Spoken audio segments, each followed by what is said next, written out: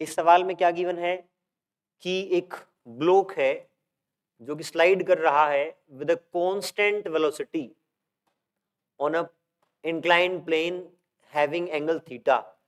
अगर कोई ब्लॉक एक इंक्लाइंड प्लेन पर कांस्टेंट वेलोसिटी से स्लाइड कर रहा है, इसका मतलब दोनों फोर्सेस, नीचे वाला और ऊपर वाला, बराबर हैं।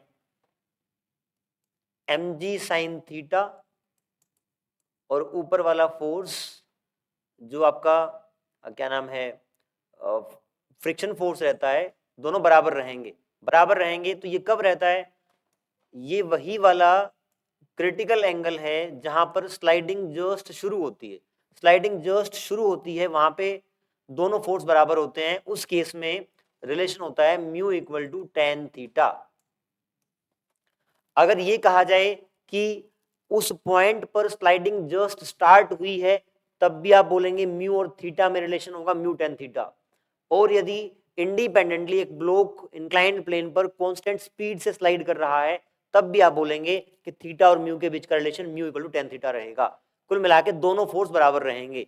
ये वाली फोर्स भी mg sin थीटा है और ये वाली भी mg sin थीटा है।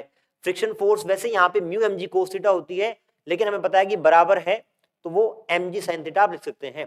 फ्रिक्शन फोर्स इस केस में mg sin थीटा है। क्लियर है? अब इस केस में कहा गया है block is pushed up the plane with the initial velocity v naught.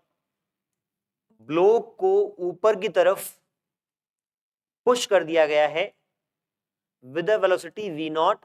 ये कितनी देर बाद जाकर रुकेगा? अब जो एक फोर्स होता है mg sin थीटा, वो तो नीचे की तरफ है ही, और एक और फोर्स जो फ्रिक्शन का है वो भी mg sin थीटा ही है इस केस में। तो दोनों नीचे की तरफ लगेंगे। जब इसको आपने ऊपर की तरफ v नॉट से भेजा है तो आपकी acceleration is 2g sin theta. ऊपर की तरफ आपने वेलोसिटी देके भेजा है तो नीचे की तरफ एक्सेलरेशन 2g sin थीटा आपकी रहेगी। और इस केस में आपसे पूछा गया कितने डिस्टेंस के बाद ये जाके रुक जाएगा, तो आप काइनेमेटिक्स की सिंपल इक्वेशन लगा दें। क्या? v square minus u square equal to 2as। Final velocity is 0, initial is v naught square, acceleration is minus 2g sin theta, s minus sine cut जाएगा, v naught square by 4g sin theta is equals to s।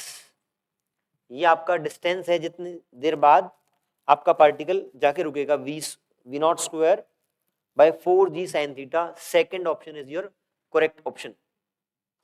इस सवाल में क्या सीखा? हमने सीखा जब आपका पार्टिकल इंक्लाइंड प्लेन पे जस्ट स्लाइड करना शुरू करेगा, उस केस में रिलेशन होता है mu equal to tan theta. और एक दूसरी अगर स्टेटमेंट ऐसा दिया गया है कि आपका ब्लॉक एक कांस्टेंट स्पीड से स्लाइड कर रहा है डाउन द इंक्लाइंड प्लेन, उस केस में भी mu equal to tan theta valid रहेगा। यहां पर बोल रखा है कि वो कांस्टेंट वेलोसिटी से इंक्लाइंड प्लेन पे आ रहा है, तो आप ये बात देखते ही बता दोगे कि mu equal to tan theta यहाँ पे वैलिड होगा। जब mu equal to tan theta होता है तो ऊपर नीचे वाले दोनों फोर्सेस बराबर होते हैं। mg sin थीटा नीचे तो लगता ही लगता है, इस केस में फ्रिक्शन फोर्स भी mg sin थीटा ही लगेगा।